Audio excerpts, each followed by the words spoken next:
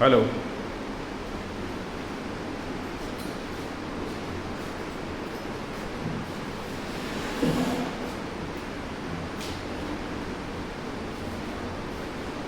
Good evening dear students. आज जो हम लोग पढ़ने वाले हैं वो क्या पढ़ने वाले हैं? Economic load dispatch. Power system का एक इंपॉर्टेंट पोर्शन है ये।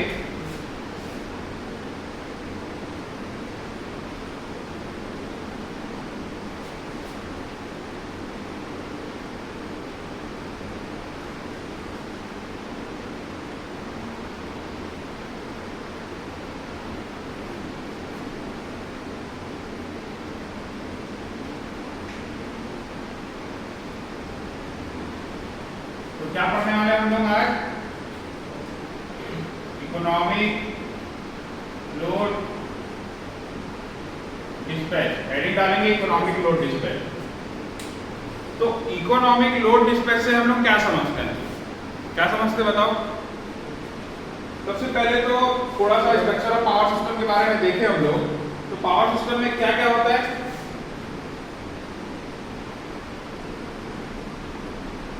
सबसे पहले तो जनरेट करना पड़ेगा बिजली को, उसके बाद ही फर्दर जो भी चीजें हो रही है वो सब देखेंगे हम लोग। तो पहला हमारा क्या होगा? जनरेशन। ठीक है। अब यहाँ पे जनरेशन भाई अलग अलग मीन से हो सकता है। ठीक है। सोलर, थर्मल हो गया, हाइडल हो गया, ठीक है, न्यूक्लियर, और भी कई वैरायटीज हो सकते हैं। नॉन रिन्यूएबल एनर्जी रिसोर्सेज से भी अपन जहाँ होता है यहाँ पे। ठीक है। तो यहाँ पे बाय डिफरेंस मीन्स हम लोग क्या करते हैं? यहाँ पे जनरेट करते हैं। ठीक है। जनरेट क्या करते हैं? इलेक्ट्रिसिटी जनरेट होता है। ये कहाँ पे होता है? पावर प्लांट में। तो ये वाला पार्ट तो हो गया जनरेशन का, जो कि पावर सिस्टम का स्टार्टिंग पार्ट है। यहाँ क्या क्या पढ़ना होता है हम लोग को? तीन टाइप के मेनली पढ़ते रहते हैं। वो क्या पढ़ते हैं हम लोग जनरेशन में भी? हाइड्रो, है ना, हाइड्रो पावर प्लांट्स के बारे में, थर्मल पावर प्लांट्स के बारे में, न्यूक्लियर पावर प्लांट्स के बारे में। ये तीन मेजर है। उसमें भी जो सबसे ज्यादा इलेक्ट्रिसिटी किससे प्रोड्यूस होता है, सेकंड में किससे होता है, प्रायोरिटी क्या होनी चाहिए, ये सब चीजों के बारे में अपन देखेंगे। तो ये जनरेशन वाला पार्ट तो अपन बाद में पढ़ेंगे। फॉर एग्जांपल हमारे छत्तीसगढ़ को लेके चले तो यहाँ जनरेशन कहाँ पे होता है? कोरबा। बहुत सारे ऐसे बड़े बड़े प्लांट है जिसका खुद का एक छोटा सा स्मॉल पावर प्लांट होता है। जो भी इलेक्ट्रिसिटी वो प्रोड्यूस करते हैं वो अपने यहाँ पे कंजप्शन कर लेते हैं। ठीक है। जैसे यहाँ पे देखोगे रसमड़ा रास्ते में पड़ता है, वहाँ पे भी खुद का प्लांट है उनका। जो भी इलेक्ट्रिसिटी प्रोड्यूस होता है उसका कंजप्शन वो खुद कर लेते हैं। तो मेन अपन यहाँ पे लेते हैं एनटीपीसी कोरबा और सीएसईबी कोरबा। यहाँ हमारा जनरेट हो रहा है। वो किस टाइप का पावर प्लांट है? थर्मल पावर प्लांट है ना। थर्मल पावर प्लांट मतलब ऐसा यहाँ पे कोल से बन जा करते हैं। राइट। वो सारी चीजों के बारे में अपन पढ़ेंगे कि कैसे थर्मल पावर प्लांट में क्या क्या पार्ट होते हैं। ठीक। पहले वो कोल है उसको पोलराइजेशन करते हैं। ये सारा आपका जेईई का क्वेश्चन है। पोलराइजेशन मतलब क्या होता है? कोल को ब्रेक करते हैं स्मॉल पार्ट्स में। ठीक है। ताकि वो अच्छे से बर्न करे। उसके बाद टाइप्स ऑफ कोल क्या होता है, फिर वहाँ बॉयलर में जाता है, बॉयलर के बाद स्टीम है, फिर एयर प्रीहीटर, सुपर हीटर ऐसा होते हैं, वो लास्ट तक के जाता है टरबाइन के थ्रू। ये सारा स्ट्रक्चर अपन बाद में पढ़ेंगे। अपन जो पढ़ रहे हैं वो इकोनॉमिक लोड डिस्पैच। अब इसके बाद किसकी बारी आएगी? तो यहाँ पे अपन देखते हैं फॉर एग्जांपल जो हमारे यहाँ पे होता है नॉर्मल पावर सिस्टम में जो पावर प्रोड्यूस होता है, पावर जनरेट करते हैं हम कहाँ पे? यहाँ पे अल्टरनेटर लगा रहता है, जनरेटर। ठीक। वहाँ पे अपन क्या किए? जनरेट किए। वो किस ऑर्डर का होता है? मतलब यहाँ पे कोई पावर फ्री प्रोड्यूस किया फॉर एग्जांपल मैं। ठीक है। तो यहाँ पे देखो ये कितना हो रहा है मेरा? एग्जांपल लेता हूँ मैं। ठीक है। थोड़ा फ्रेम करता हूँ इस चीज को। ये फ्यू मेगावाट्स में होता है पावर हमारा। अब यहाँ पे जो पावर यहाँ पे फॉर एग्जांपल मैं ले लेता हूँ यहाँ पे कितना 1000 वाट्स यहाँ पे प्रोड्यूस कर रहा हूँ फॉर एग्जांपल। ठीक है। अब ये 1000 वाट्स को मेरे को यहाँ पे ट्रांसमिट तो करना है। ठीक। अब ट्रांसमिट कैसे होगा? ये ट्रांसमिट मतलब ये यहाँ से मैं यहाँ पे ऐसे ट्रांसमिशन टावर्स है, इसके थ्रू ट्रांसमिट किया। ठीक है। ट्रांसमिशन टावर देखते हैं। अब यहाँ पे भी अलग अलग कैटेगरी के पावर सिस्टम में पढ़ेंगे कितने टाइप के ट्रांसमिशन लाइंस होते हैं। ठीक है। एचवी लाइंस हो गया, एक्स्ट्रा हाई वोल्टेज लाइंस हो गया, अल्ट्रा हाई वोल्टेज लाइंस हो गया। ये डिफरेंट कैटेगरीज है जो कि बेस्ड ऑन वोल्टेज लेवल, और based on length, long transmission line, short transmission line, medium transmission line, ये कैटेगरी पावर सिस्टम का पार्ट है। जब अपन पावर सिस्टम देखेंगे तब हमको पढ़ना है इकोनॉमिक लोड डिस्पैच में। मैं भी कहानी को कनेक्ट कर रहा हूँ, हमको पढ़ना क्या है। ठीक है। तो यहाँ से अब देखो, यहाँ पे जो हमारा वोल्टेज है, पावर इज नथिंग बट क्या होता है मेरा V into I।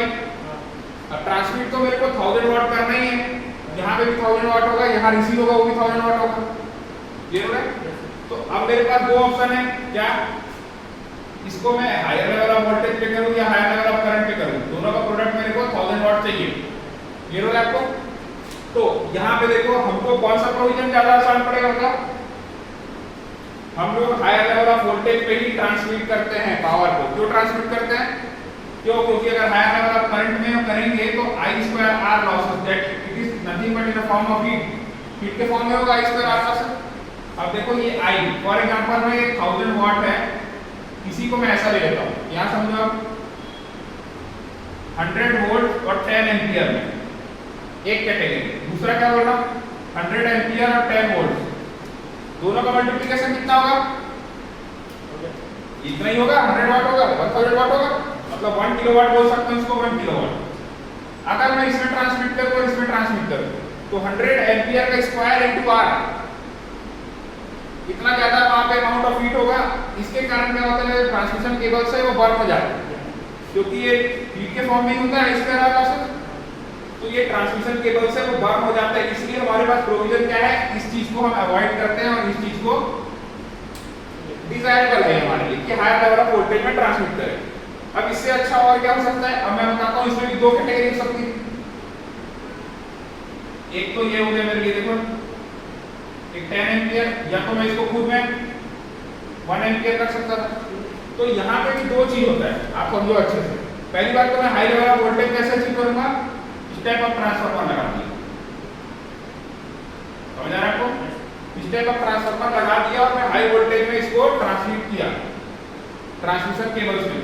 तो जनरेशन एंड से फिर ट्रांसमिशन लाइंस के होते हुए अब यहाँ पे कहाँ पे आएगा, ये डिस्ट्रीब्यूशन एंड पे आएगा। ठीक है, डिस्ट्रीब्यूशन में भी किस टाइप का होता है, अलग अलग टाइप का होता है। अलग अलग मतलब प्राइमरी डिस्ट्रीब्यूशन, सेकेंडरी डिस्ट्रीब्यूशन। ठीक है, तो हमारे यहाँ पे जो घर के सामने आप देखते हो ट्रांसफार्मर में यहाँ पे पोल्स में रहता है 3 फेज 4 वायर, एक स्ट्रीट लाइटिंग के लिए रहता है, वो कैसा वायर रहता है हमारा, सेकेंडरी डिस्ट्रीब्यूशन रहता है। प्राइमरी डिस्ट्रीब्यूशन में कौन आएगा, सब स्टेशन हो गया, और वहाँ पे क्या रहता है, जैसे 11 केवी अप टू 11 केवी तक के हम लोग देते हैं, कैसे स्मॉल इंडस्ट्रियल कंजम्पशन लोग जो रहते हैं, छोटे छोटे इंडस्ट्री वाले रहते हैं, उनको भी अपन यहाँ पे सप्लाई करते हैं। तो बात में तो हो गई। अब मेरे को क्या होगा, यहाँ पे डोमेस्टिक में मेरे को कितना चाहिए रहता है, ठीक है, सिंगल फेज 3 फेज में थोड़ा और चाहिए रहता है।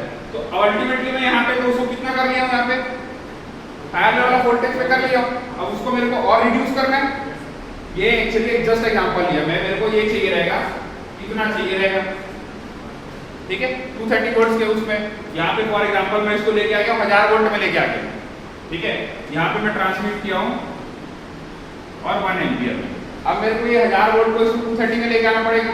तो पहले तो सब स्टेशन तक के लेके आया, फिर उसके बाद मैं डोमेस्टिक पे लेके जाना तो 230 वोल्ट के आसपास लेके जाना है। फिर मेरे क्या लगेगा, यहाँ पे स्टेप डाउन ट्रांसफार्मर लगेगा। तो मैं स्टेप डाउन ट्रांसफार्मर को यूज करके अगेन रिड्यूस कर सकता हूं अपने डिजायर्ड लेवल ऑफ वोल्टेज को अचीव करने के लिए। ठीक है, तो बात तो ये हुई। ठीक, अब एक और बात समझ आती है कि ऐसा तो हो सकता है सर कि एकदम इसको मैं और रिड्यूस कर दूं, करंट को 1 एम्पियर भी ना रख के और कम कर दूं, तो प्रॉब्लम कहां पे होगी मैं बताता हूं आपको। यहां पे देखिए, ये जो वोल्टेज है और ये जो करंट है, समझ आ रहा है आपको? तो हायर लेवल ऑफ करंट पे अपन कर सकते हैं, और हायर लेवल ऑफ वोल्टेज पे इसमें करेंगे तो प्रॉब्लम क्या हो रहा था, हीट लॉस का। ठीक, और ये वाले में क्या होगा, वोल्टेज वाले में प्रॉब्लम क्या आएगा मेरे को, देखो ये जो करंट है ये directly proportional to area of conductor, और जो फंक्शन होता है directly proportional to insulation level. समझ आ रहा है? इसको अच्छे से समझो आप, ये इंसुलेशन लेवल है। तो एकदम मैं क्या करूं, करंट को एकदम मिनिमम नहीं रख सकता, एक पर्टिकुलर एक ऐसा शेप बनता है, देखो इस टाइप का, कि वोल्टेज भी एक सर्टेन लेवल पे रहे। इसलिए हमारे यहाँ क्या है 765 केवी मैक्सिमम ट्रांसमिशन वोल्टेज है। ठीक है, इस 765 के ऊपर तो भेज सकते हैं, लेकिन अपन भेजेंगे तो क्या होगा, हमको इंसुलेशन कॉस्ट है वो ज्यादा लगेगा। ठीक है, करंट में भी क्या होता है, कुछ मिनिमम करंट को अपन मतलब एक लिमिट सेट कर दी है, जैसा हमारे यहाँ 765 के ऊपर भेजेंगे तो करंट का लिमिट कम हो जाएगा। ठीक है, बट वहां पे करंट का लिमिट कम होने से एरिया ऑफ कंडक्टर का जो प्राइस है रिड्यूस होगा, उससे कहीं ज्यादा इंसुलेशन कॉस्ट लगेगा। तो इसलिए ऑप्टिमम करने के लिए इसको बैलेंस किया जाता है कि प्रॉपर एक लेवल ऑफ वोल्टेज पे रहे और प्रॉपर एक लेवल ऑफ करंट पे रहे। ठीक है, इसको लिख लो आप लोग, थोड़ा फिर देखिए यहाँ पर।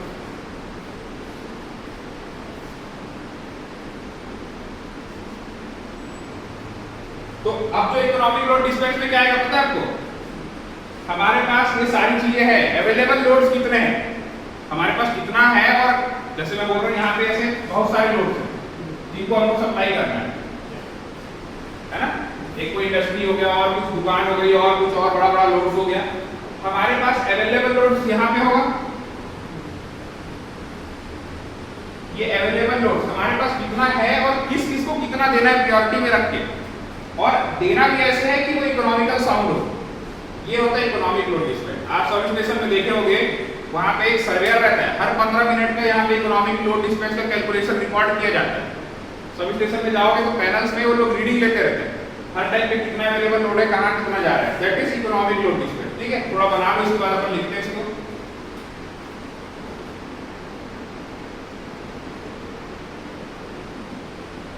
तो ये रफली समझ आया आपको क्या पढ़ना है? पावर सिस्टम में जनरेशन से लेके ट्रांसमिशन, ट्रांसमिशन में भी अलग अलग अपन देखेंगे, फिर आपका डिस्ट्रीब्यूशन, ये पूरा पावर सिस्टम का स्ट्रक्चर है। अभी जो अपन देखेंगे क्या, वो अवेलेबल लोड्स में कौन से लोड कितना सप्लाई करना है, और वो भी विद इकोनॉमिकल साउंड। ये होता है इकोनॉमिक लोड डिस्पैच। ठीक, लिखो इकोनॉमिक लोड डिस्पैच का डेफिनेशन लिखो।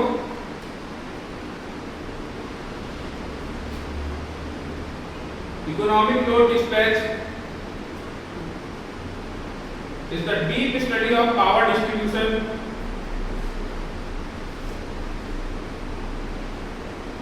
from available load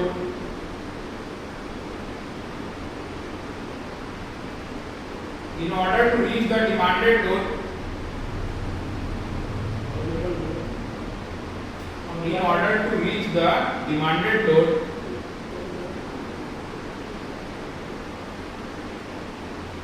with economical sound.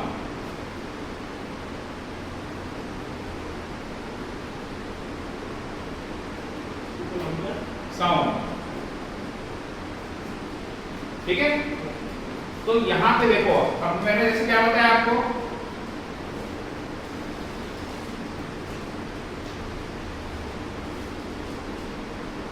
इसका सबसे ज्यादा एडवांटेज कहां पे होता है मैं ये बताता हूं। ठीक है, अभी मेरे को कोई चीज का नीड है, समझ आ रहा है आपको मैं क्या बोल रहा हूँ? अभी इतना पावर कंजम्पशन मेरे पास है, इतना लोड है मेरे पास। अगर मैं इसका रिकॉर्डेड रखूंगा, एक इकोनॉमिक लोड डिस्पैच को मॉनिटरिंग करने के लिए, जैसे हमारे इलेक्ट्रिसिटी बोर्ड में भी आप देखना पावर प्लांट में इकोनॉमिक लोड डिस्पैच को करते रहते हैं। फ्यूचर प्रोजेक्ट के लिए यहाँ पे क्या करते हैं लोग, लोड फोरकास्टिंग। अभी देखो, आप जब छोटे थे, हो सकता है आपका खर्चा 20-30 रुपए दिन का रहा होगा, थोड़े और बड़े हुए और ज्यादा बढ़ा। तो ऐसे ऐसे जैसे ही हमारे यहाँ पे क्या हो रहा है, इंडस्ट्रियलाइजेशन बढ़ रहा है, पॉपुलेशन बढ़ रहा है, हमारा लोड डिमांड भी बढ़ रहा है, हमारा डिमांड ज्यादा हो रहा है। तो इन लोग क्या करते हैं, इसका प्रॉपर स्टडी करते हैं कि इस साल इतना था, इस साल इतना था, day wise, hour wise, minute wise कितना कितना चेंज आ रहा है। तो हर 15 मिनट का हिसाब किताब रखा जाता है। तो पहला काम क्या है, लोड फोरकास्टिंग। लिखो इसको, साथ साथ लिखते चलो। लिखिए इसका डेफिनेशन, लिखिए इकोनॉमिक लोड डिस्पैच का। ठीक है, फिर अपन क्या करेंगे, इसके बाद क्या आएगा, पहले तो फोरकास्ट कर लिए, मतलब एक भविष्यवाणी टाइप का इतना लोड हो। फिर क्या, चेक फॉर अवेलेबल लोड। मतलब मैं यहाँ पे फोरकास्ट किया हूं कि मेरे को फॉर एग्जांपल 100 मेगावाट का लोड चाहिए। अब मैं ये चेक कर रहा हूं कि मेरे पास है कितना, अवेलेबल कितना है। उसके बाद यूनिट कमिटमेंट आता है, समझ आ रहा है? मतलब मैं क्या बोल रहा हूँ, यहाँ पे 100 मेगावाट में फोरकास्ट किया हूँ, मेरे पास फॉर एग्जांपल कितना है, इतना है। अब ये यहाँ पे मैं चेक फॉर अवेलेबल लोड इसमें देख रहा हूँ कि कितने लोग को मेरे को बांटना है। फिर उसके बाद यूनिट कमिटमेंट में क्या देख रहा हूँ, जैसे मेरे पास यहाँ पे 1 2 3 4 ऐसी फैक्ट्री है, इसका डिमांड है कितना, ये रफली फ्रेम कर रहा हूँ मैं। ठीक है, इसका कितना 10, इसका कितना, ठीक है, कितना हो गया, ठीक है, ऐसा है मेरे पास। तो अब यूनिट कमिटमेंट मतलब मैंने किसको कितना देने का वो है मेरा कमिटमेंट, तो ये हो गया इसका यूनिट कमिटमेंट। ठीक है, इसके बाद मैं क्या करने वाला हूं, अब इकोनॉमिक लोड डिस्पैच, इसके बाद मैं देखूंगा इकोनॉमिक लोड डिस्पैच। तो ये क्या होता है मेरा, ये पूरा स्टेप्स है। ठीक है, इसको आप लोग लिख लो क्या क्या होगा। देखो लोड फोरकास्टिंग, सबसे पहला काम क्या होगा, लोड फोरकास्टिंग। फिर चेक ऑफ अवेलेबल लोड्स, कितना है मेरे पास। ठीक है, उसके बाद मैं क्या करूंगा, यूनिट कमिटमेंट, फिर फाइनली इकोनॉमिक लोड डिस्पैच, मतलब कहां से कितना देना है।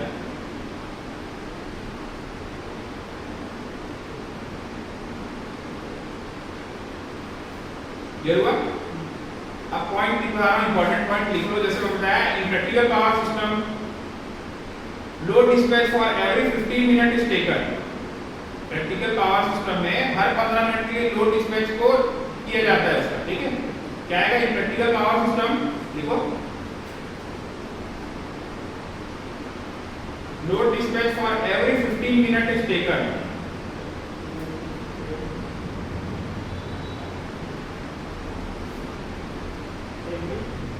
Minute is taken.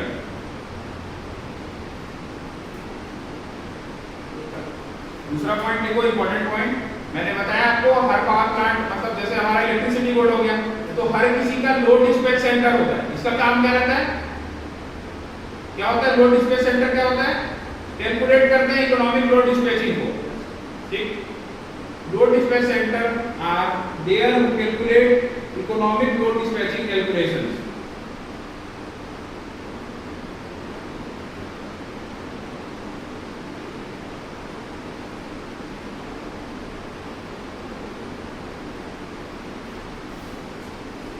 ठीक है, ठीक है। अब देखो इसका काम क्या होगा, मैंने जैसे बताया आपको, क्या बताया मैं, अभी जो भी खर्चे पानी हो रहे थे यहाँ पे कितना फोरकास्टिंग हो रहा है, अगर मैं ऐसे फॉर एग्जांपल 2019 का रखा, 2020 का रखा, 2021 का रखा, इससे पहले का भी है, तो अब मैं इतने डेटा को एनालाइज करके मैं बता तो सकता हूँ कि आगे मेरे को कितना डिमांड इंक्रीज हो रहा था। समझ आ रहा है आपको। तो ये काम किसका रहता है, लोड डिस्पैच सेंटर वालों का। इनके पास पूरा डेटा रहता है कितना कहाँ पे क्या डिमांड था। ठीक है, तो इसका क्या काम आता है हमको, यहाँ पे लिख लो आप, previous year load case study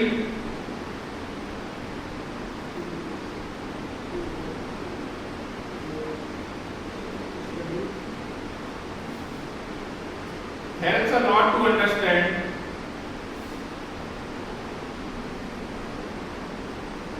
the future coming demand.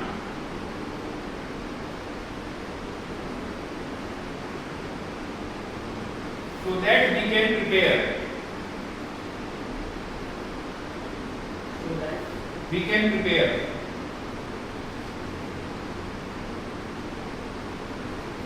इससे क्या समझ आ रहा है पता है, जैसे मेरे को 2021 में मेरे को इतना मेगावाट लग रहा था, तो मैं ये फोरकास्ट किया हूँ कि ये 20 से 21 में इतना लोड का इंक्रीमेंट था, तो 21 से 22 में ज्यादा जा सकता है। ठीक है, समझ आ रहा है आपको, तो ज्यादा जा सकता है, तो मैं क्या करूंगा इसमें, फॉर एग्जांपल आप अभी देखते हो छत्तीसगढ़ में क्या होता है, यहाँ पे हमारे यहाँ की सरप्लस पावर जनरेशन है यहाँ पे, है ना, जितना चाहिए हमको उससे ज्यादा है तो हम दूसरे स्टेट में ट्रांसमिट कर देते हैं। कुछ स्टेट्स ऐसे भी हैं जहाँ पे उनका जो डिमांड है वो ज्यादा है और जनरेशन कम है।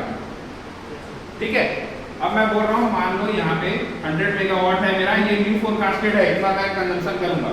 ठीक, बट मैं यहाँ पे 90 मेगावाट कर रहा हूँ, तो ये 10 मेगावाट के लिए मेरे को व्यवस्था करना पड़ेगा कि प्रिपरेशन करना पड़ेगा, या तो मैं नए पावर प्लांट लगा दूं। ठीक है, या नहीं तो फिर कहीं दूसरे स्टेट से पावर ग्रिड वाले क्या करते हैं, ये एक जस्ट लाइक अ ब्रिज रहते हैं, एक स्टेट से दूसरे स्टेट में जो पावर ट्रांसमिट होता है, ये काम करता है पावर ग्रिड वाले। ठीक है, तो मैं इसके लिए अरेंजमेंट करूंगा, लेकिन ये पता कैसे चलेगा मेरे को, यही होता है लोड फोरकास्टिंग। क्या बोल रहा हूं मैं, फोरकास्ट करना मतलब आगे का सोचते हैं हम लोग, ऐसा कुछ हो सकता है तो उसके लिए प्रिपेयर रहें। ठीक है, तो ये लोड फोरकास्टिंग होता है। ठीक, अब बात आती है यूनिट कमिटमेंट क्या होता है। देखो यूनिट कमिटमेंट क्या होता है, the main objective of unit commitment, the main objective of unit commitment problem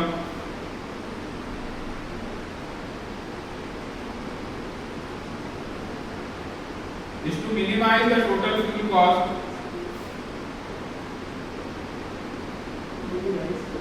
total fuel cost of thermal generating units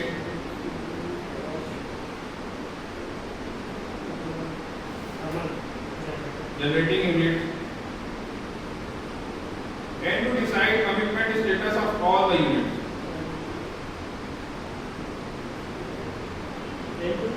To decide commitment status of all the units.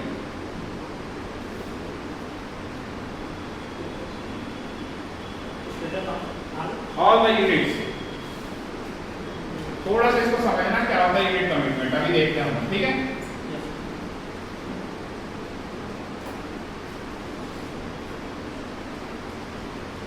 इससे ये सब तो थोड़ा सा बेसिक क्वेश्चन पूछेगा थ्योरी का, बाकी जो मेन पूछता है वो क्या पूछता है मैं बताऊंगा आपको, ठीक है। अभी हम लोग आएंगे फ्यूल कॉस्ट वाला जो इक्वेशन आता है वहां से पूछता है अपने को, ठीक है। अब देखो मैं क्या बोल रहा हूँ, ये पावर प्लांट 1 है, ये पावर प्लांट 2 है, ये पावर प्लांट 3 है, और ऐसे है number of power plant.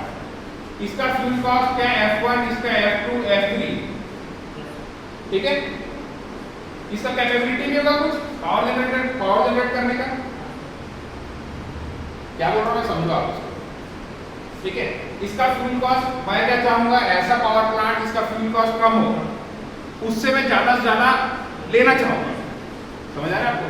For example मैं बोल रहा हूं इसका कम है फ्यूल कॉस्ट, तो ये मैं क्या करूंगा, इसको ऑप्टिमम यूज करना चाहूंगा, ज्यादा से ज्यादा मैं इसको यूज कर रहा हूं। मैं यही बता रहा हूं आपको, 3 बाइक है आपके पास, 3 बाइक पे जो पेट्रोल कम पिए उसपे ज्यादा आप उसको ट्रैवल करना चाहो, ठीक है।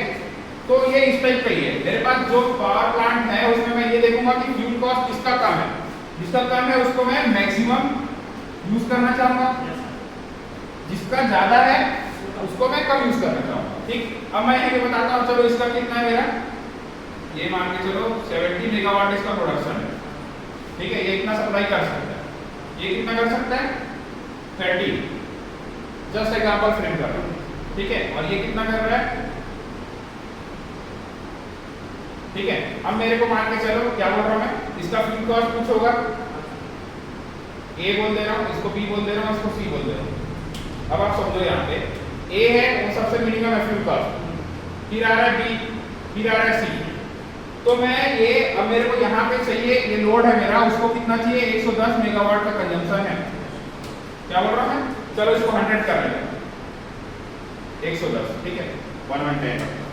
अब मेरे को इतना चाहिए, तो अब मैं बोलूंगा आपको इसमें चूज करो कि कौन सा पावर प्लांट आप ज्यादा लोगे, तो आपको पता है सर ए का कम है, तो मैं ए से पूरा 70 मेगावाट इसको ले लेता हूँ, ए से मैं ले लिया इसको, ये वाला जो पावर प्लांट P2 है उससे मैं ले लिया 70 मेगावाट।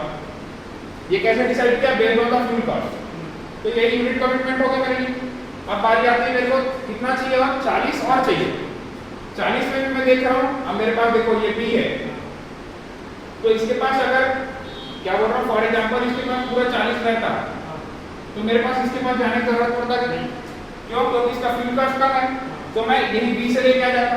बट अब क्योंकि इसके पास 30 है तो 30 यहाँ से ले लूंगा, अब मेरे पास कोई ऑप्शन नहीं बचा, तो मेरे को P3 में जाना पड़ेगा, समझ आ रहा है। तो ये यूनिट कमिटमेंट है, ये सब कौन डिसाइड करता है, ये यूनिट कमिटमेंट मतलब बेस्ड होता है जिसका मिनिमम फ्यूल कॉस्ट होगा। फ्यूल कॉस्ट क्या हो गया, जनरेशन कॉस्ट, कौन कितना फ्यूल कंजम्पशन है कम कर रहा है, पावर जनरेट कर रहा है, तो जिसका फ्यूल कॉस्ट कम होगा मतलब उसमें अपन को कम पड़ेगा सब चीजें, तो उसको अपन ऑप्टिमम यूज करेंगे, ठीक है। तो यूनिट कमिटमेंट क्या था, इसका ऑब्जेक्टिव क्या है मेन यूनिट कमिटमेंट का, minimise the fuel cost of thermal generating units and to decide commitment status of all the power plant, ठीक है।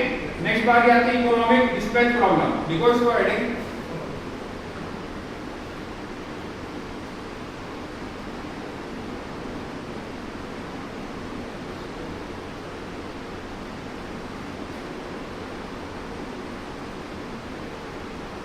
तो यूनिट कमिटमेंट में तो हम देख लिए कि कौन सा जनरेटर, कौन से पावर प्लांट में जनरेटर को ऑन रखना है, किसको ऑफ रखना है। फॉर एग्जांपल अगर ये मेरा 40 मेगावाट करता तो मेरे को ये वाले जनरेटर का जरूरत पड़ता नहीं पड़ता, तो इसको मैं ऑफ कर देता, तो ये यूनिट कमिटमेंट है, ठीक है। अब आ रही है इकोनॉमिक डिस्पैच प्रॉब्लम क्या होता है, ठीक है। इसमें the main objective of economic dispatch problem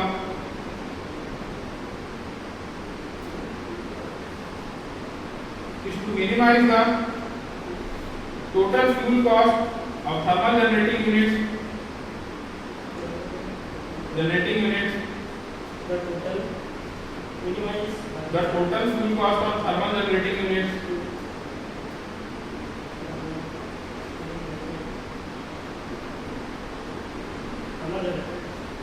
thermal generating units, and to decide power outputs of all the units, power outputs of all the units.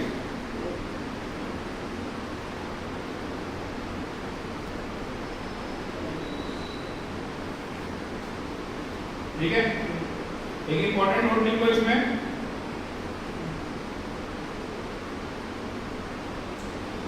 अभी देखो हम लोग तो यहाँ पे अपने हिसाब से बंद कर ले रहे हैं, लेकिन अब जब हमको पढ़ना है कोई चीजों को, उसके लिए एक assumption ले रहे हैं हम लोग यहाँ पे कि जितने भी यहाँ पे जनरेटर्स ऑफ वन है वो केस ले रहे हैं हम लोग। उसके बाद अपन देखेंगे कि इसको कैसा यूज करना है, अपन उसका एक इक्वेशन लेके आएंगे जो फ्यूल कॉस्ट इक्वेशन होता है, ठीक है।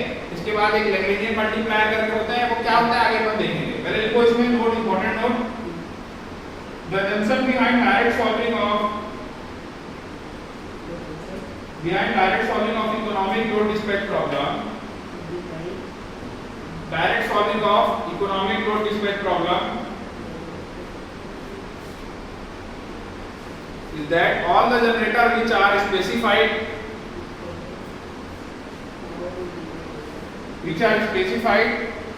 are always on,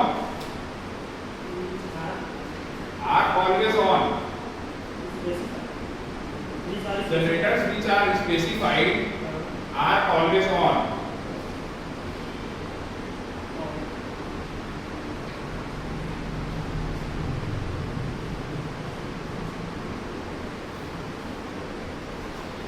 ठीक है, देखिए इतना। अब थोड़ा सा हम लोग देखते हैं इसमें कि fuel cost equation of thermal power plant होता क्या है। ठीक है, पहले हम लोग यहाँ पे अभी उसका फाउंडेशन पढ़ रहे हैं कि क्या क्या है, समझ आ गया हमको क्या क्या पढ़ना है। तो इकोनॉमिक लोड डिस्पैच में क्या क्या करना है हमको देखें। पहले लोड फोरकास्ट करना है था उसमें, फिर अपने को क्या कितना अवेलेबल लोड सा यूनिट कमिटमेंट क्या होता है, इकोनॉमिक लोड डिस्पैच प्रॉब्लम क्या होता है। अब देखो ये थर्मल पावर प्लांट है, ये थर्मल पावर प्लांट, इसमें कुछ फ्यूल कॉस्ट होगा, ठीक है। उसके बाद ही यहाँ पे आउटपुट होगा मेरा। तो इसका जो फ्यूल कॉस्ट होता है, लिखो इसका हेडिंग लिखो, fuel cost equation of thermal power plant या fuel cost of thermal power plant. इसके बारे में अपन पढ़ेंगे ना, थर्मल पावर प्लांट का एक खुद का स्ट्रक्चर पढ़ेंगे कि यहाँ पे जो आउटपुट पावर आ रहा है, इसके पहले यहाँ पे अपने को क्या है, थर्मल मतलब यहाँ पे कोल का बर्निंग होगा बॉयलर में, फिर बॉयलर से क्या होगा, उसको बर्निंग होने के बाद एक स्टीम के फॉर्म में कन्वर्ट होगा, वो टरबाइन में जाएगा, टरबाइन से जनरेटर में जाएगा, उसके बाद जनरेटर से वो और उसको ट्रांसमिशन लाइन मिलेगी। इसका एक एक डिटेल पढ़ेंगे, इसमें बहुत सारे कंपोनेंट होते हैं। बॉयलर क्या होता है, किस टाइप का बॉयलर होता है, इसमें कैसा कूलेंट देते हैं, प्री हीटर क्या होता है, एयर प्री हीटर क्या होता है, चिमनी, सारा बहुत कुछ ऐसे पढ़ने को, ठीक। तो अपन डिटेल में पढ़ेंगे। इसका जो फ्यूल कॉस्ट इक्वेशन है वो क्या होता है, देखो यहाँ पे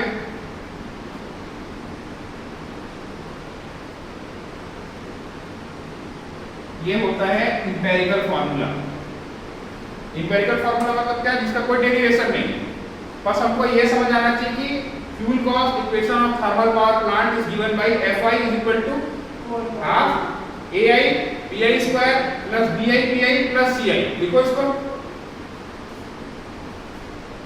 अभी फ्यूल कॉस्ट का मतलब क्या होगा बताओ, ये रुपीस पर आवर, एक घंटे में कितना खर्चा आ रहा है हमको फ्यूल कॉस्ट का। ये क्या होता है मेरा fuel cost of thermal power plant. इसको नोट करो, बहुत इंपॉर्टेंट है ये। एक इंपॉर्टेंट लिख लेना, the fuel cost of thermal power plant, the fuel cost equation of thermal power plant is a empirical formula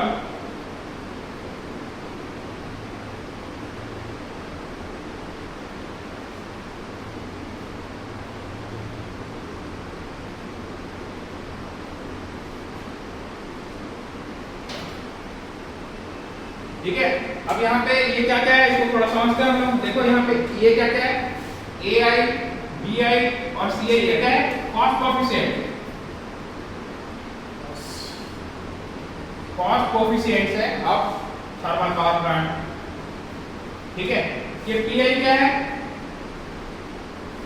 ith unit मतलब मैं जैसे बोल रहा हूँ यहाँ P2 तो पावर प्लांट 2 को डिनोट कर रहे हैं, ठीक है, यहाँ पे भी आई है तो P ith यूनिट का ये ith यूनिट जो प्लांट है उसका पावर है, ठीक है। Fi क्या है, इसको लिखो, पहले लिखो AI BI CI क्या लिख रहा है मैंने, cost coefficient of thermal power plant,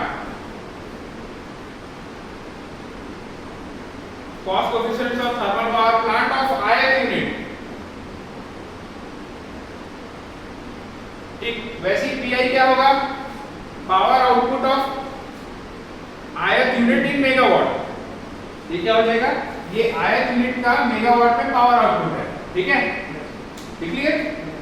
next Fi क्या होगा, fuel cost of ith unit in rupees, मैं लिखा है rupees per our,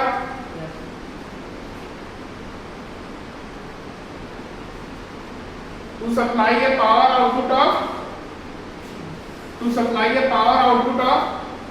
ith power plant in megawatt, मतलब कोई ith नंबर का पावर प्लांट है, वो इतना मेगावाट उसको पावर जनरेट कर रहा है तो उसमें इतना खर्चा आ रहा है, तो Fi क्या हो गया मेरा, fuel cost of ith power plant, ठीक है, ith thermal power plant in rupees per hour, लिखो इसको in rupees per hour to supply power of P in megawatt,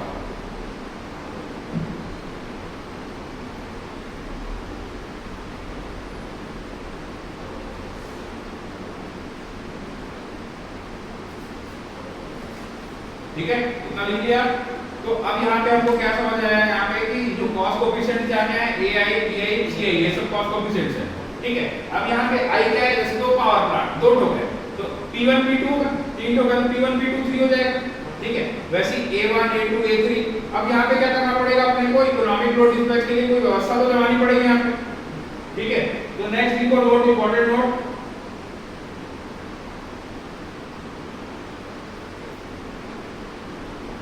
if cost coefficient of all thermal power plant are same, coefficient of all thermal power plant are same,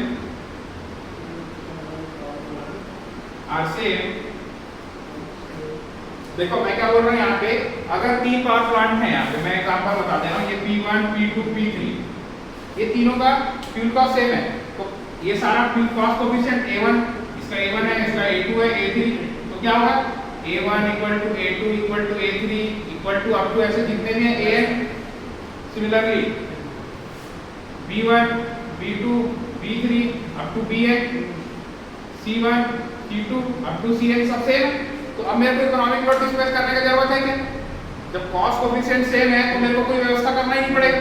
problem कब होगी, जब यहाँ पे हम देखें कैसा देखे थे कि फ्यूल कॉस्ट अलग अलग है अलग पावर प्लांट, तब कौन से पावर प्लांट से कौन से जनरेटर को अपन ऑप्टिमम यूज करें और कौन से जनरेटर को बंद करें चालू करें, ये सारी व्यवस्था अपन देख रहे हैं, ठीक है।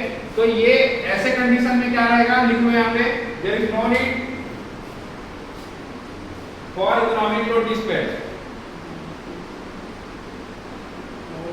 There is no need for calculating economic load dispatch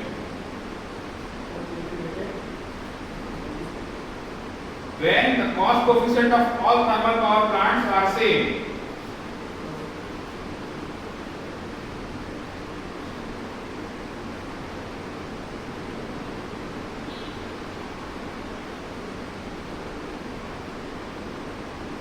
ठीक है, ये समझ आया आपको। बट अब मेरे को एक बात बताओ, क्या ये सेम रहता है क्या, अभी मैं बताता हूं आपको, यहाँ पे थोड़ा सा आपको समझ आएगा क्या चीज बोल रहा हूं। ये यहीं पे मेरा माइंस है, कोल माइंस है, ठीक। अब यहाँ से मैं अपना पावर प्लांट को यहीं पे लगा दे रहा हूँ, यहाँ से 10 किलोमीटर, दूसरा पावर प्लांट को लगा रहा हूँ 100 किलोमीटर, ठीक है। तो यहाँ पे जो पावर प्लांट रहेगा और यहाँ पे जो थर्मल पावर प्लांट रहेगा, इसमें मेरे को कॉस्टिंग पड़ेगा फ्यूल का, तो यहाँ पे मेरे को ट्रांसपोर्टेशन कॉस्ट कम बैठेगा, इसमें ट्रांसपोर्टेशन कॉस्ट ज्यादा बैठेगा, तो प्रैक्टिकली क्या मेरे हर पावर प्लांट का जो कॉस्ट कोएफिशिएंट सेम बैठेगा, नहीं बैठेगा। क्यों, क्योंकि अलग अलग पावर प्लांट है, उसके लिए उसका जो फ्यूल कॉस्ट है, मतलब running cost rupees per our का जो फ्यूल कॉस्ट है वो ये अलग होगा और इसके लिए अलग होगा, समझ आ रहा है आपको। तो ऐसा जहां पे डिफरेंस होता है फ्यूल कॉस्ट में, वहां पे मेरे को क्या करना पड़ेगा, इकोनॉमिक लोड डिस्पैच करना पड़ेगा। इसी चीज को तो पढ़ रहे हैं। वो कैसे एनालिसिस करते हैं कि based on the fuel cost, कितना फ्यूल कॉस्ट आ रहा है मेरे को, समझ आ रहा है आपको, फ्यूल कॉस्ट जितना आ रहा है उसके बेसिस पे मैं इकोनॉमिक लोड डिस्पैच करूंगा। तो ये लिख लो अपने को इकोनॉमिक लोड डिस्पैच कब करना है इसके बारे में। इन practical power system the fuel cost for different power plant, cost for different power plant is not same.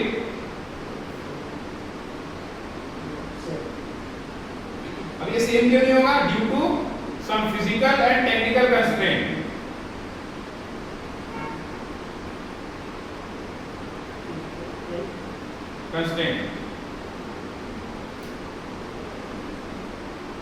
तो दो टाइप के कंस्ट्रेंट क्या होंगे यहाँ पे बताओ मेरे को। एक तो ट्रांसपोर्ट वाला हो गया, दूसरा अब मैं देखो यहाँ पे इसको लगा दिया हूँ भिलाई के पास में और इसको लगाया गांव में, समझ आ रहा है क्या बोल रहा हूँ। तो लैंड का कॉस्ट कहाँ पे ज्यादा होगा, मतलब मैं इसको लगा रहा हूँ ये रूरल एरिया में लगाया था, एक को लगाया अर्बन एरिया में, तो अर्बन एरिया में तो लैंड कॉस्ट ज्यादा होगा। तो मेरे लिए यहाँ पे देखो कि पावर प्लांट में पर मेगावाट का जो कंजम्पशन है, उसका जो जनरेट करने का चार्जेस है, तो वो डिपेंड करेगा। तो ये कैसे दो कंस्ट्रेंट हो गए मेरे यहाँ पे, टेक्निकल और फिजिकल कंस्ट्रेंट, जिसके कारण पावर प्लांट का क्या होता है, अलग अलग फ्यूल कॉस्ट होता है। ठीक है, नेक्स्ट लिखो heading fuel cost curve of thermal power plant, curve of thermal power plant.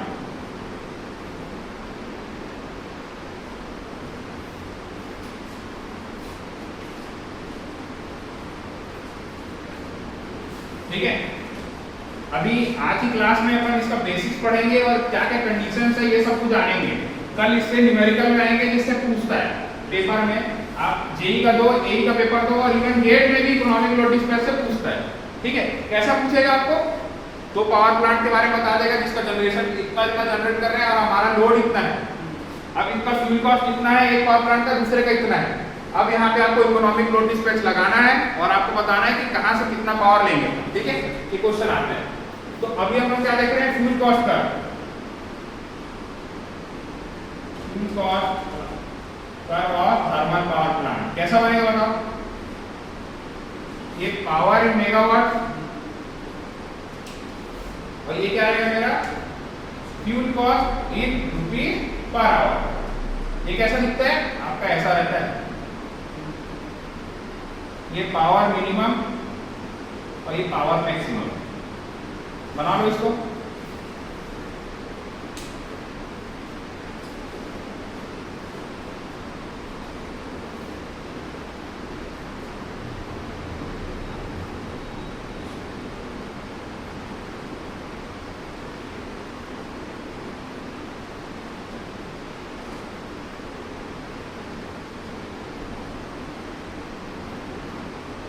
ठीक है, अब यहाँ पे अपने को समझने का बात क्या रहता है, यहाँ पे ये P मिनिमम और P मैक्सिमम क्या चीज है। एक जनरेटर लगा है यहाँ पे, तो जनरेटर है इसका अलग थर्मोडायनामिक कांस्टेंट्स होगा, ये अल्टरनेटर नहीं होगा। मेरे को क्या है, कोई भी जनरेटर है मतलब पावर प्लांट है, उसको P मिनिमम और P मैक्स, मतलब जो मैं पावर जनरेट करूंगा, समझ आ रहा है आपको, ये जी ये P मिनिमम से तो ज्यादा होना चाहिए और P मैक्स से कम होना चाहिए, बराबर लगभग बराबर हो सकता है। समझ आ रहा है, मतलब इसके कम मैं कर नहीं सकता, क्यों, थर्मोडायनामिकल कांस्टेंट रहता है, और इससे ज्यादा मैं करूंगा तो कुछ प्रॉब्लम्स होगी। क्या होगा इसमें, अब देखो ये पावर क्या होता है यहाँ पे √3 VL cos phi। For example इसको मैं ले लेता हूं यूनिटी पावर फैक्टर में चला रहा हूं। अब अगेन यहाँ पे फिर क्या हो गया मेरा, पावर प्रोपोर्शनल टू ये हो रहा है। अब अगेन यहाँ पे मैं हाई करंट पे ले लूंगा तो क्या हो जाएगा, I² R मास हो गई। तो यहाँ पे देखो पावर क्या हो जाएगा, इस समय यहाँ पे देखो ऐसा कर दिया, IL क्या हो जाएगा यहाँ पे power upon √3 VL cos phi। यही आ रहा है, नोट करते जाओ सब चीजों को। अगर यहाँ पे मैं करंट में हाई कर दूंगा इसको, ठीक है, तो क्या होगा, हीट जनरेशन ज्यादा होगा, ठीक है कि नहीं।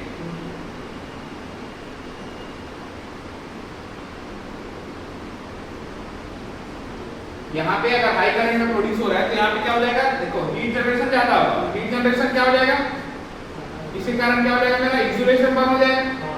वो पूरा पावर प्लांट में मेरा वो क्या हो सकता है, बर्न हो सकता है, मतलब जनरेटर ही बर्न हो सकता है। इसलिए क्या होगा मेरा जो पी मैक्स है उससे कम या बराबर, इससे ज्यादा मैं नहीं ले जा सकता। इससे ज्यादा लूंगा तो क्या हो जाएगा, हीट जनरेशन वो क्या होगा, डिसिपेशन से ज्यादा हो जाएगा। मतलब मैं क्या बोल रहा हूँ, हीट का जो जनरेशन है वो हीट डिसिपेशन से ज्यादा हो जाएगा। समझ आ रहा है आपको? तो हीट का जनरेशन हीट डिसिपेशन से ज्यादा हो जाना मतलब क्या हो जाएगा, थोड़ा थोड़ा करके ज्यादा हीट जनरेट होगा, ये पूरा जनरेटर को बंद कर सकता है। तो मैं क्या करूंगा, हमेशा इस लिमिट में रहे, मतलब जब पावर जनरेशन होगा वो पी मिनिमम और पी मैक्स के बीच में रहे किसी भी पावर प्लांट के लिए। ठीक है, यहाँ एक इंपॉर्टेंट पॉइंट लिख लो कि जो पी मिनिमम होता है वो फिक्स्ड होता है। कैसे, मैं बोल रहा हूँ कोई पावर प्लांट है उसका कितना मिनिमम पावर जनरेट करे, कैसे फिक्स करूंगा मैं, कैसे फिक्स करूंगा, ये बॉयलर का थर्मोडायनामिक कंस्ट्रेंट्स के हिसाब से फिक्स करते हैं। लिखो यहाँ पे P minimum is fixed by boiler thermodynamic constraints, boiler thermodynamic constraint.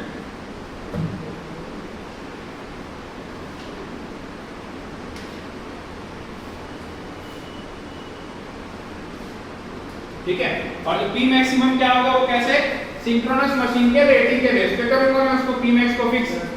ठीक, तो अपन एक चीज क्या देते हैं यहाँ पे, ये बताओ मेरे को कि कभी भी जो पी मैक्स होगा, पी जनरेशन होगा यहाँ पे, ठीक है, या पावर आउटपुट बोलूं या पी जनरेशन बोलूं, ये कभी भी इससे ज्यादा होना चाहिए क्या, होना चाहिए क्या, नहीं। इससे क्या होगा मैं बताया आपको, जनरेटर डैमेज हो जाएगा, तो ये कभी भी नहीं होना चाहिए इससे ज्यादा। क्लियर हो रहा है? नेक्स्ट पिक्चर में हेडिंग डालो इंक्रीमेंटल फ्यूल कॉस्ट। ये लोग नोट किए, कर्व नोट किए, इंक्रीमेंटल फ्यूल कॉस्ट।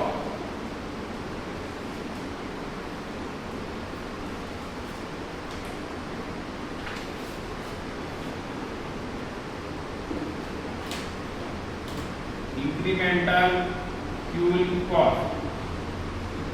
ठीक, तो अभी हम लोग फ्यूल कॉस्ट का इक्वेशन क्या लेते हैं किसी पावर प्लांट के लिए, half A I P I का square plus B I T I plus C I. ठीक, अब इंक्रीमेंटल फ्यूल कॉस्ट क्या होता है पता है आपको, ये incremental fuel cost is nothing but इसका डिफरेंशिएशन। इसको जब डिफरेंशिएट करूंगा मैं कि एफ आई को with respect to P I, तो क्या आएगा देखो यहाँ पे, ये देखो 2 ए आई पी आई और अपॉन में 2 है प्लस ये क्या हो जाएगा बी आई, और ये सी आई के साथ तो कुछ नहीं तो जीरो। ये क्या बनेगा मेरा A I P I plus B I, यही होता है मेरा इंक्रीमेंटल फ्यूल कॉस्ट। लिखो इसको,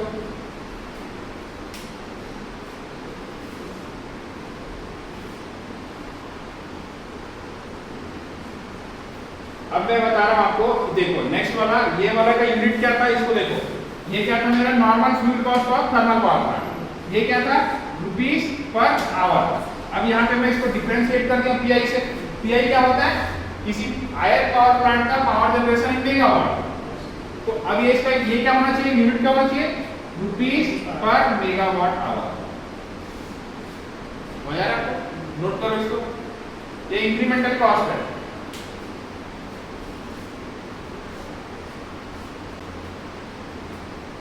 वहां पे ये IC1 लिख रहा हूं मैं, ये ICI लिख रहा हूं, है ना, इसको याद रख लेना कि आयत यूनिट का इंक्रीमेंटल फ्यूल कॉस्ट क्या है। लिखो where ICI is equal to incremental fuel cost of ith plant. ठीक है, किसी भी एक आयत प्लांट का इंक्रीमेंटल फ्यूल कॉस्ट क्या है ये बताते हैं ICI। फॉर एग्जांपल मैं बोल रहा हूं यहाँ पे थर्ड नंबर का पावर IC3 हो जाएगा, वो थर्ड नंबर के पावर प्लांट का इंक्रीमेंटल फ्यूल कॉस्ट बता रहा है। वहां पे क्या आता है एआई पीआई प्लस बीआई। वहां पे एआई और बीआई क्या है, कॉस्ट कोएफिशिएंट ऑफ आयत पावर प्लांट। यहां पे जैसे मैं A3 P3 और P3 लिखा तो थर्ड नंबर के पावर प्लांट का कॉस्ट कोएफिशिएंट क्या है A3 और P3।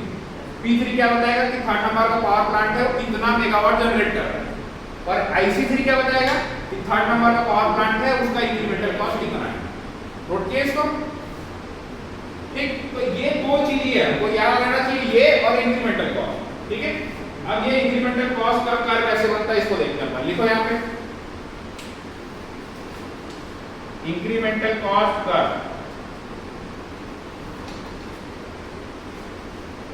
कैसा बनना चाहिए इसको बताओ। आईसी आई पावर प्लांट का और ये पीआई।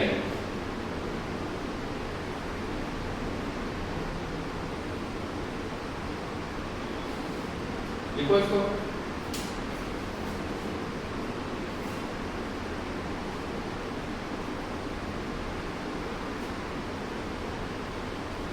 ठीक है, तो ये अगेन क्या हो जाएगा मेरा पी मिनिमम और ये पी मैक्स। ठीक है, तो ये क्या होगा बताओ मेरा, ये रुपीस पर मेगावाट आवर और ये मेगावाट। क्लियर? अब मेरे को ये बताओ कि सर ये वाला ये जो था मेरा मूल कॉस्ट का कर्व ऐसा मिल रहा था और ये ऐसा मिल रहा है, क्यों मिल रहा है? ये स्क्वायर के कारण।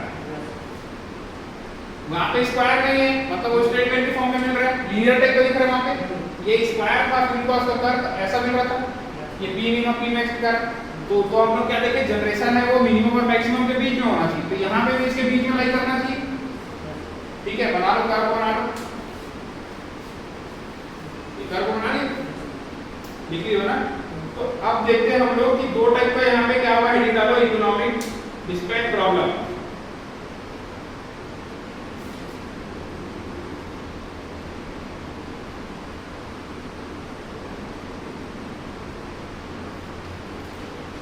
ठीक है, देखिए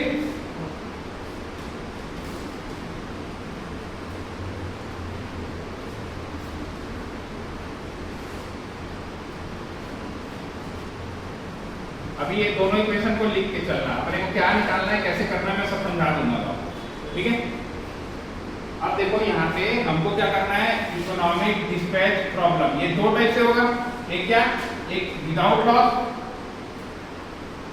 इकोनॉमिक लोड डिस्पैच करना है विदाउट लॉस, और एक विद लॉस। ठीक है, ये दोनों को लिखो आप। जब एक बार लॉस को लेंगे, एक बार लॉस को नहीं लेंगे, तब कैसे कैसे होगा। ठीक है,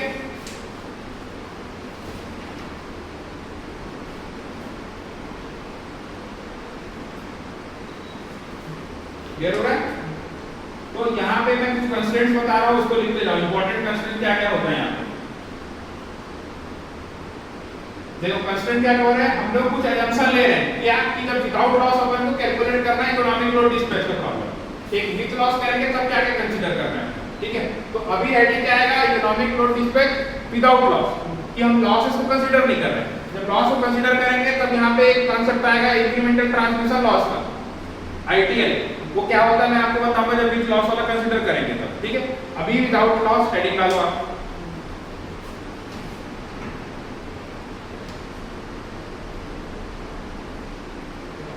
ठीक है, तो यहाँ पे जो कंस्ट्रेंट होता है उसके बारे में बता रहा हूं आपको, इसको लिखो पहले। कंस्ट्रेंट क्या होगा, पहला इक्वालिटी कंस्ट्रेंट।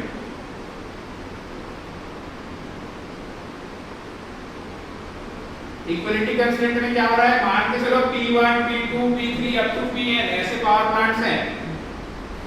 क्या बोल रहा हूं मैं, ये P1 P2 ऐसे अप टू Pn है, और ये मेरा इक्वल टू P डिमांड, मतलब जितना भी जनरेट हो रहा है उतना डिमांड को मीट करे। ये क्या होगा मेरा इक्वालिटी कंस्ट्रेंट। ठीक है, तो यहाँ पे इसको ऐसा लिखोगे तो कैसे लिखोगे, ये Pi I is equal to 1 से लेके I is equal to n must be equal to P demand. ये क्या होगा मेरा इक्वालिटी कंस्ट्रेंट।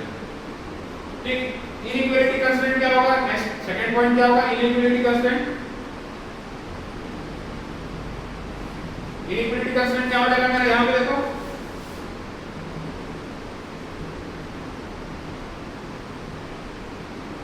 इस बीच में लाई करना चाहिए। ये दो पॉइंट हो गए। तीसरा है जाएगा अपना अनडिजायरेबल कंस्ट्रेंट। क्या क्या होना चाहिए, इसको अपने को कंसीडर नहीं करना है।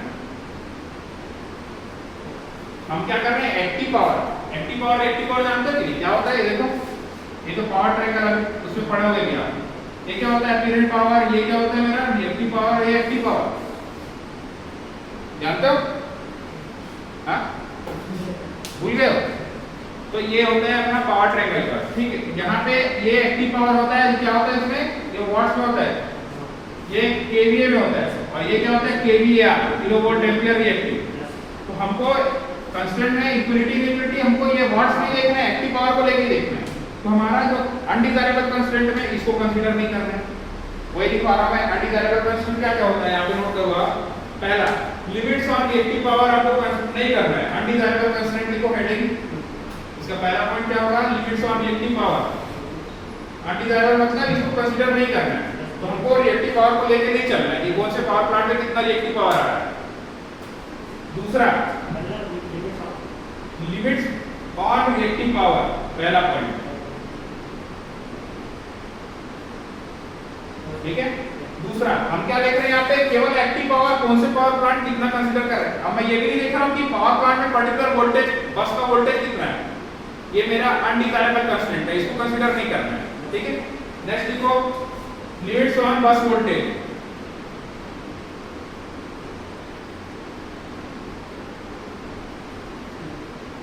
ठीक है। थर्ड पॉइंट लिखो, limits on power flow through transmission line, power flow through transmission line. Fourth है ramp up constraints, ramp up rate constraints, ramp up rate constraints.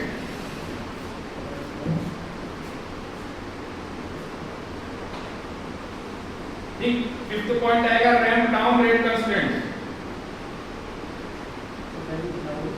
Rate constraints.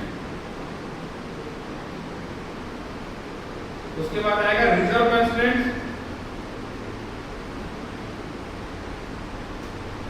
और सिक्योरिटी कंस्ट्रेंट्स।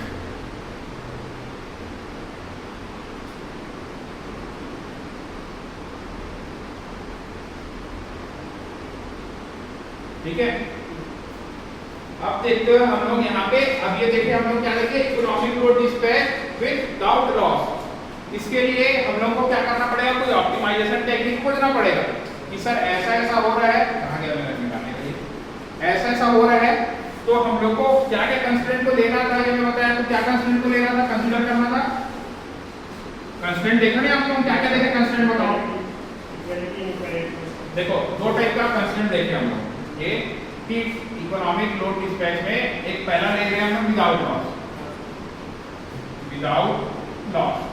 तो इसमें पहला कंस्ट्रेंट क्या देखे, constraint मतलब जिसको कंसीडर करना है क्या, कि जो हमारा जनरेशन हो रहा है ये I is equal to 1 से लेके I equal to n हो, ये डिमांड को मीट करना चाहिए, ये पहला कंस्ट्रेंट है।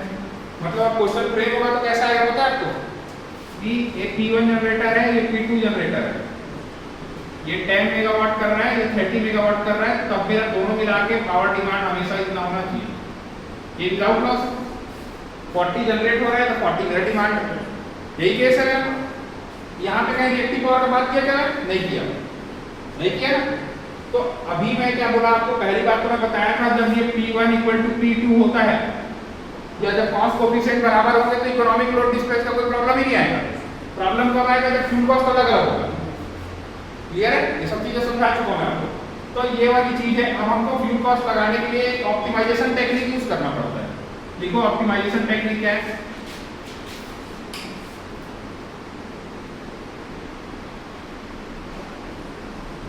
ये क्या होता है,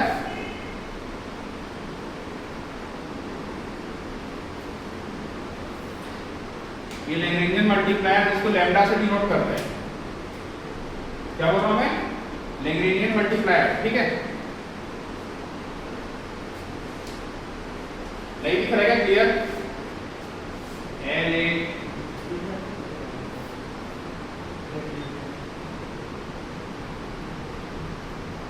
ये डिनोट करते हैं लैम्डा से, ठीक है, इसको नोट कर लो।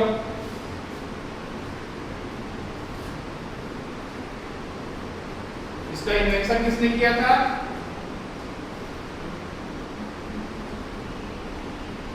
ठीक है, ये साइंटिस्ट ने, कून ठक्कर, ठीक है। ये लैम्डा क्या चीज है, मैं आपको क्या बताया, लैम्डा क्या चीज है, आपका लैग्रेंजियन कोएफिशिएंट या लैग्रेंजियन मल्टीप्लायर। देखो ये लैम्डा आपको क्वेश्चन में कैसे दिखेगा, अभी मैं आपको बता देता हूं। ये समझ आया आपको, कंस्ट्रेंट के बारे में बात होगी। अब हम लोग ऑप्टिमाइजेशन टेक्निक देखें। ऑप्टिमाइजेशन टेक्निक में वो भी कौन सा टेक्निक, विदाउट लॉस वाला। तो हमारा ये पहली बात तो लैम्डा क्या दिया गया क्वेश्चन में, इसको देख लो। ये क्या चीज है, या यही चीज लिखा रहेगा क्या, या तीसरा नाम इसका लिखा रहेगा cost received by the plant, ये तीन चीज पूछेगा आपको। क्वेश्चन में पूछेगा कि cost received by the plant निकालो, तब भी हमको लैम्डा का वैल्यू निकालना है। तो ऑप्टिमाइजेशन टेक्निक हमारा क्या बोलता है कि सर ऐसा कुछ रहेगा तो lambda is equal to IC I, इसको बोल सकता हूं IC1 equal to IC2 equal to IC3 equal to IC4, ऐसे में बराबर करता है इसको अप टू ICN। ये मेरा क्या रहेगा without cost. Lambda is equal to IC1 equal to IC2 equal to IC3। अब देखो यहाँ पे मैं बता रहा हूँ कि पावर प्लांट 1 का हो गया, ये 2 का हो गया, समझ आ रहा है? मेरे को यहाँ पे निकालना रहेगा पावर प्लांट 1 2 को दिया रहेगा अप टू 3 4 पावर प्लांट, तो मेरे को विदाउट लॉस है मतलब lambda is equal to IC1 equal to IC2 equal to IC3 ऐसे रिलेट करना है।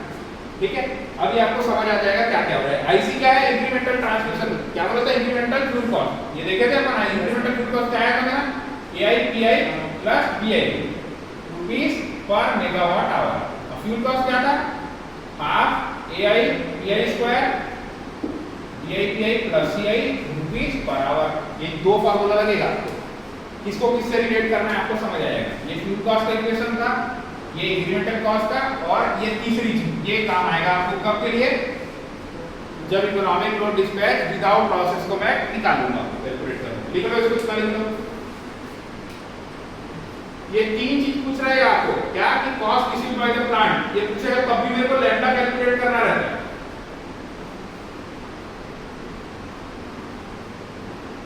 तो हम ऑप्टिमाइजेशन में यहाँ पे क्या ले रहे हैं पता है तुमको? ऑप्टिमाइज कैसे किए इसको? हम ये कंस्ट्रेंट को ले रहे हैं क्योंकि हम देखें कि फ्यूल कॉस्ट है वो तो बराबर नहीं हो सकता। अभी देखे थे ना अपन कि जो कोल माइंस के बाजू में है वहां पे ट्रांसपोर्टेशन ऑफ कोल का चार्ज क्या रहेगा? कम रहेगा। तो फ्यूल कॉस्ट हर पावर प्लांट का अलग अलग होगा, उसके कारण फ्यूल कॉस्ट के कारण क्या है? रुपीस पर मेगावाट आवर। ये रुपीस पर आवर, एक आवर का उसका चार्ज कितना ही अलग अलग होगा। लेकिन हम जब ऑप्टिमाइज कर रहे हैं तो ऑप्टिमाइज करने के लिए इसको यूज कर रहे हैं ऑप्टिमाइजेशन मेथड को, तो हम क्या देखें? Lambda is equal to IC1 equal to IC2 equal to IC3, मतलब सभी पावर प्लांट का इंक्रीमेंटल कॉस्ट को हम इक्वल लेके चल रहे हैं। कब के केस में? जब economic load dispatch with out loss, यहाँ लॉसेस को कंसीडर नहीं किया तो कंसीडर नहीं किया जितना मेरा जनरेट हो रहा है उतना ही मेरा डिमांड। जब विद लॉसेस देखूंगा तो यहाँ पे 40 मेगावाट जनरेट हो रहा है, बट यहाँ पहुंचेगा कितना? 35 36। वो 4 मेगावाट कहाँ पे जाएगा? लॉसेस होगा। एग्जांपल फ्रेम कर रहा हूं, वो लॉसेस में जाएगा। ठीक, तो वो लॉसेस वाले क्वेश्चन को अपन देखेंगे। पहले आप इतना नोट कर कि क्या जब इकोनॉमिक लोड डिस्पैच करेंगे विदाउट लॉसेस तब ये मेरा फॉर्मेट होगा। अब मैं क्वेश्चन पे आऊंगा थोड़े से, लोगों इसको लिखो। ये इक्वेशन क्या बताता है पता है मेरे को? Every power plant has equal incremental cost, equal incremental fuel cost. ये देखो यहाँ पे ये क्या है मेरा? इंक्रीमेंटल फ्यूल कॉस्ट कहाँ से आया था? जब लैम्डा FI अपॉन DPI, यही आया था ना, डिराइव करा था इसको, यही होता है मेरा। तो मैं क्या बोल रहा हूँ? हर एक पावर प्लांट का फ्यूल कॉस्ट का इंक्रीमेंटल फ्यूल कॉस्ट बराबर होगा। ऐसे ही मैं ऑप्टिमाइज करूंगा, लिख लो इसको। और ये इक्वेशन को क्या बोलते हैं अपन? कोऑर्डिनेशन इक्वेशन या optimisation equation.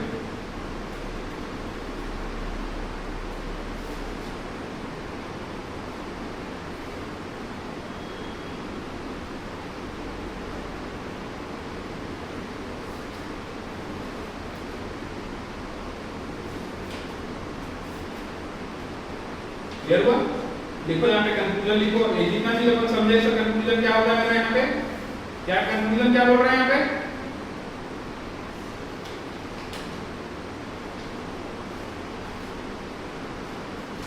To get minimum fuel cost solution for economic load dispatch problem, to get minimum fuel cost solution for economic load dispatch problem,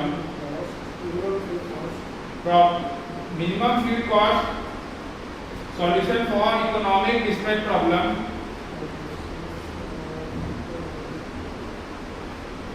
bracket में लिखो without power loss,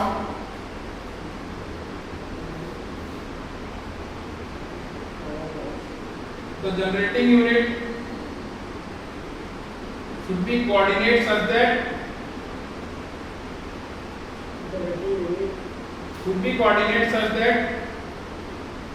the incremental fuel cost must be same, coordinated. such that the incremental fuel cost must be same या must be equal, must be same। ठीक है, तो अभी देखो हम लोग क्या देखेंगे, economic load dispatch without loss.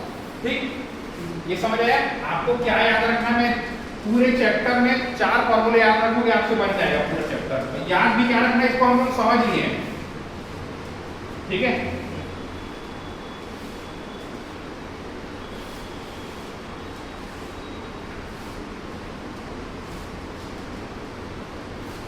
देखो क्या क्या देखे हम लोग। सबसे पहले तो फ्यूल कॉस्ट, ये चैप्टर कहां से है हमारा, फ्यूल कॉस्ट का इक्वेशन पहले फोरकास्ट किए, उसके बाद हर एक पावर प्लांट का, ये हर पावर प्लांट का डिफरेंट होगा, इसके बारे में बताया। अभी तुमको सब समझ आ जाएगा। ये एक चीज मेरे को याद रहना चाहिए, ये क्या होता है, रुपीज पर आवर। फिर इंक्रीमेंटल फ्यूल कॉस्ट, ये क्या देखा मैं, इसको डिफरेंशिएट किया तो मेरे को मिला AI PI प्लस DI। ये इंक्रीमेंटल कॉस्ट हो गया आयत पावर प्लांट का। AI DI से क्या है, मैं बताया आपको, कॉस्ट कोफिशिएंट है। ये किसमें मिला मेरे को, रुपीज पर मेगावाट आवर। अभी हम लोग देखें कि विदाउट लॉस में क्या मिलेगा इसको, विदाउट लॉस। ठीक, lambda is equal to IC1 equal to IC2 equal to IC3 to टू ICN। इसमें क्वेश्चन में कल कराऊंगा। ठीक है, इसका क्वेश्चन में कल कराऊंगा। तो ये मेरे को विदाउट लॉस। अब विद लॉस, अब ये लॉसेस क्यों होते हैं मैं बता रहा हूँ। ये जनरेट हुआ, यहाँ स्टेप अप ट्रांसफार्मर लगा के ट्रांसमिट हुआ, ये टोटल रिसीव किया। इस बीच में कितने स्टेजेस हुए, सबसे पहले तो जनरेशन लॉस होगा, जनरेटर के कारण लॉस होगा। फिर ट्रांसमिशन में लॉस होगा। ट्रांसमिशन में कैसे लॉस होते हैं, कोरोना लॉस होता है आपका, ट्रांसमिशन केबल में खुद का लॉस हो जाएगा। ट्रांसफार्मर में अलग क्या होता है, कोर लॉस, कॉपर लॉस, ये सब होता है कि नहीं, देखो पढ़े उसको क्या क्या होता है लॉसेस, बताओ। ट्रांसफार्मर में eddy current loss, hysteresis loss, ठीक है, ये मिलके मेरे को क्या देता है, कोर लॉस, फिर कॉपर लॉस होता है। ठीक है, तो और भी टाइप के लॉस होते हैं, डाइलेक्ट्रिक लॉस होता है। ठीक, तो ये ट्रांसफार्मर में लॉसेस होगा, ट्रांसमिशन लाइन से लॉस होगा, ट्रांसमिशन लाइन लॉस, यहाँ पे कोरोना होगा। ठीक है, उसके बाद रिसीविंग एंड में फिर लॉसेस होगा। तो ऐसे डिफरेंट टाइप ऑफ लॉसेस होते हैं। तो अभी हम लोग देखिए विदाउट लॉस में मतलब ये जो जनरेट हो रहा है यहाँ पावर प्लांट, ये एकदम डिमांड को मैच कर रहा है। प्रैक्टिकली पॉसिबल है क्या, इस बीच में जनरेशन एंड से लोड एंड तक जाने में अपने को बहुत सारा लॉस होगा, है ना। तो ये लॉसेस जो होंगे उसके कारण क्या होगा मेरा, फॉर एग्जांपल यहाँ पे 100 मेगावाट जनरेट हो रहा है, तो यहाँ हो सकता है 80 करोड़। ये जो लॉसेस हो रहे हैं इसको कंसीडर करना पड़ेगा। अब ये कंसीडर कैसे होगा मैं बताता हूँ, थोड़ा समझो। ठीक है, क्या चीज को पढ़ना है, कैसे पढ़ना है, अपन अभी देख लेते हैं। तो अभी हम लोग देखें क्या, अभी विदाउट लॉस वाला देख चुके हैं। विद लॉस में क्या हो रहा है, यहाँ पे ये जनरेट हुआ, ट्रांसमिट हुआ टावर से, ये लोड एंड में आ गया। क्लियर हो रहा है। अब ये यहाँ पे समझो आपने, इसको नोट करो, थोड़ा सा नोट करो, प्रॉपर फिर मैं बताता हूँ आपको कैसे कैसे लॉसेस बढ़ेगा इसका।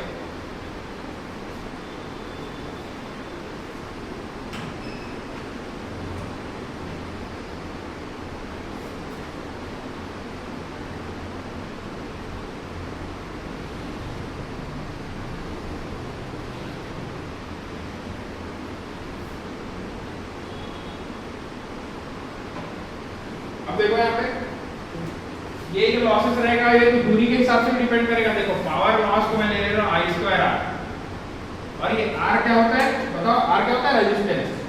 R is nothing but rho L/A, where is rho is resistivity, L is length और A is area of cross section of conductor. तो R यहाँ से मेरे को डायरेक्टली प्रोपोर्शनल टू लेंथ मिलेगा, तो लेंथ मेरा बढ़ेगा तो R बढ़ेगा, R बढ़ेगा तो पावर लॉस बढ़ेगा। समझ आ रहा है। तो जितना जितना मेरा डिस्टेंस बढ़ेगा उतना उतना मेरा पावर लॉस बढ़ेगा। अब यहीं पे जनरेट कर रहा हूँ, यहीं पे मैं लोड लगा दूंगा, तो यहाँ पे डिस्टेंस कम लगा, मतलब मेरा लॉसेस कम होगा। थोड़ा यहाँ पे दूर पे लोड लगाऊंगा तो लॉसेस ज़्यादा होगा, थोड़ा और दूर पे लगाऊंगा लोड तो लॉसेस ज़्यादा होगा। तो अब हम लोग यहाँ पे विदाउट लॉस देखें, अब विथ लॉस देखेंगे तो लॉसेस क्यों क्या होता है ये समझ आया हमको। ठीक है, विथ लॉस देखेंगे तो क्या क्या कंसिडरेशन अपने को लेना है ये अपन देखेंगे नेक्स्ट क्लास में। क्या देखेंगे अपन, economic load dispatch with losses. Losses में भी मैं क्या होता है, ये जनरेटर एंड यहीं पे मैं अगर लोड को लगा दूंगा कम लॉस होगा, थोड़ा दूर पे लगाऊंगा ज्यादा लॉस होगा, और दूर पे लगाऊंगा ज्यादा लॉस होगा। ठीक है, तो अब अपन ये देखेंगे कि डिफरेंट पोजीशन पे अपन लगाएंगे तो किस टाइप का लॉसेस होता है। ठीक, और ये कौन सा कैटेगरी होगा, economic load dispatch with losses. Clear है? इसमें इंक्रीमेंटल ट्रांसमिशन लॉस का आएगा कांसेप्ट। इंक्रीमेंटल ट्रांसमिशन लॉस यही होता है कि जैसे लेंथ बढ़ेगा, लेंथ क्योंकि power loss is I square R, length बढ़ रहा है तो रेजिस्टेंस बढ़ रहा है, resistance directly proportional to L, तो लेंथ बढ़ने से लॉस भी बढ़ रहा है, तो जितना लेंथ बढ़ेगा उतना लॉसेस होगा, है ना। तो ये सब चीजों को अपन पढ़ेंगे economic load dispatch with losses next class में, और विदाउट लॉसेस वाला जो क्वेश्चन है इसको सॉल्व करेंगे, ऐसा क्वेश्चन आता है पेपर में। ठीक है, ये जेई में तो थोड़ा कम ही पूछेगा, इसमें थ्योरेटिकल पॉइंट ऑफ व्यू पूछेगा ए लेवल में, और आपका जो असिस्टेंट प्रोफेसर लेक्चरर हो गया गेट में भी इससे क्वेश्चन पूछा होगा। कल क्वेश्चन सब मैं आपको करवाऊंगा इसके। ठीक है, तो आज का क्लास यहीं पे कंक्लूड करते हैं हम।